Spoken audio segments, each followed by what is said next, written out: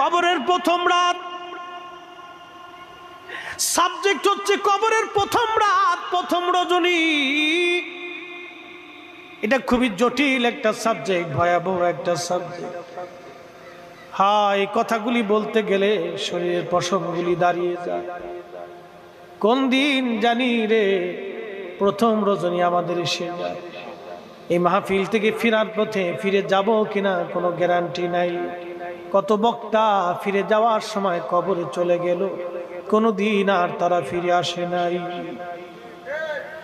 কত মুসল্লি মাহফিল থেকে বাড়ি যাওয়ার সময় ফিরে চলে গেল, আর কোনদিন তারা ফিরে আসে নাই। আপনাদের এই অঞ্চলে কত মানুষকে গোরস্থানে দিয়ে দিলেন, কোনদিন আর তারা ফিরে আসে নাই।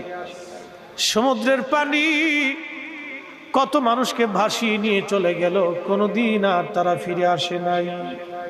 আগামী দিন আমরাও চলে যাব, ফিরে আসার আর কোনো সুযোগ নাই। আল্লাহ বললেন, ওয়ালা ইউআখিরুল্লাহু নাফসান ইযা জাআ আজালুহা।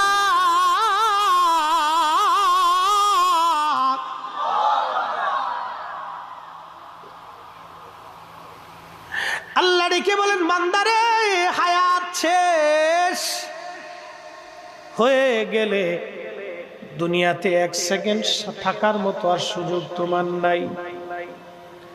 একবার হায়াত যদি শেষ হয়, দুনিয়াতে থাকার সুযোগ নাই। দুনিয়ার থেকে একবার যদি চলে যাও, আসার আর সুযোগ নাই। দুনিয়াতে একবার যদি চলে যাও, আসার আর সুযোগ নাই। জিন্দেগি তোর যাইরে ফাঁকি দিয়া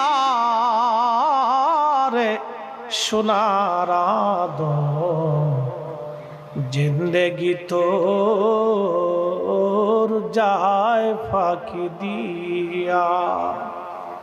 কুল্লু নাফসিন যায়িকাতুল মউত, এমন কোন জীবন নাই যে জীবনের মরণ না আছে। ওই গভীর সমুদ্রের ভিতরে মাছ আছে, বঙ্গোপসাগরের ভিতরে মাছ, তিমি মাছ আছে, বড় বড় মাছ আছে।